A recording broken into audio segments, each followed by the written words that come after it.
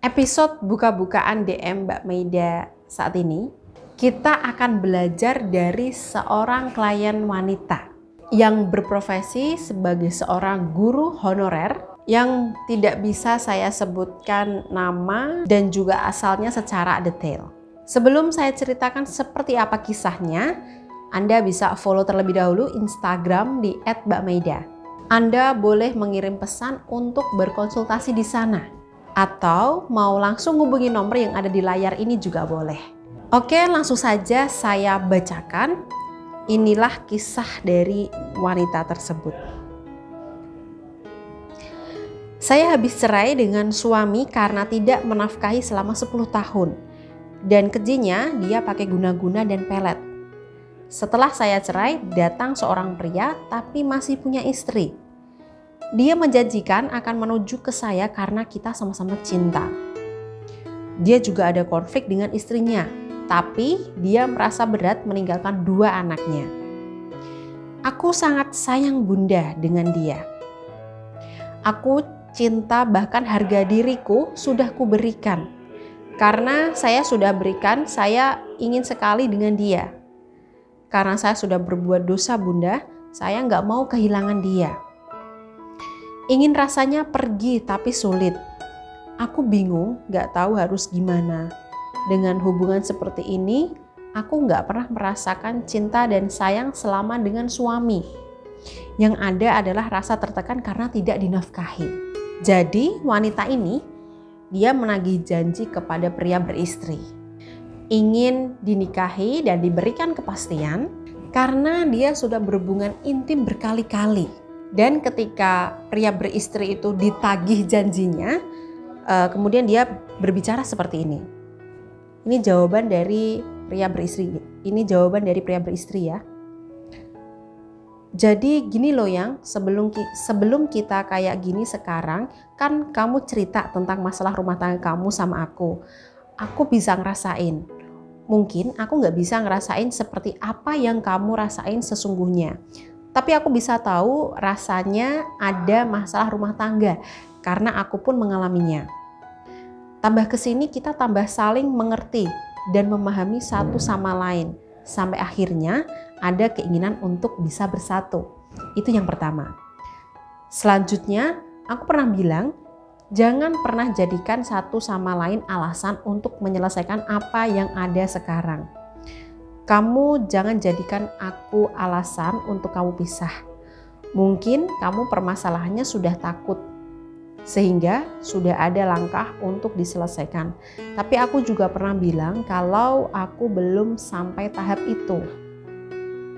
Banyak sekali yang harus aku lalui untuk sampai tahap itu. Banyak pertimbangan yang harus aku pikirkan untuk sampai tahap itu. Salah satunya adalah anak. Dan yang lainnya. Ada masalah dalam keluarga? Iya. Punya pikiran untuk udahan? Iya.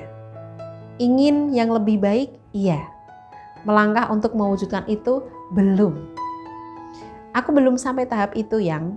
Itu alasan kenapa aku bilang jangan jadikan alasan untuk pisah. Ada sedikit rasa gak sreg ketika kamu bilang aku jadi motivasi, penyemangat, penambah keyakinan untuk kamu pisah sama suamimu. Tapi dengan kamu ngomong gitu, predikat itu udah melekat di pundakku. Bahkan aku meragukan keseriusan kamu.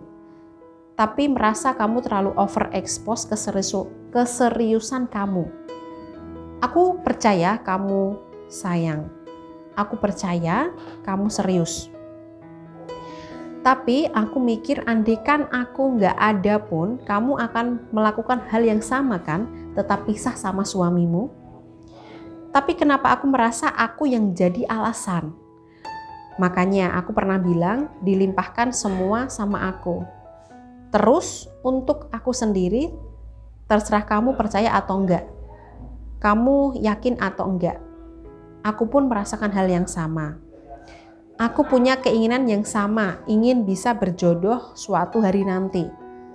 Lalu poinnya di situ, suatu hari nanti. Aku nggak bisa menyegerakan hal yang aku sendiri nggak tahu apakah itu hal yang terbaik. Makanya aku selalu bilang, aku orangnya cuek, dablek, selalu bilang ngomong biarkan mengalir karena aku memang bukan tipe orang yang terburu-buru. Aku punya rasa ke kamu, iya. Pengen bisa bersanding sama kamu, iya. Memaksa hal itu secepatnya, belum. Walaupun kamu gak yakin, kamu gak percaya, tapi apa yang aku rasa itu real. Oke, saya baca jawaban dari si pria beristri ini jadi gregetan sendiri.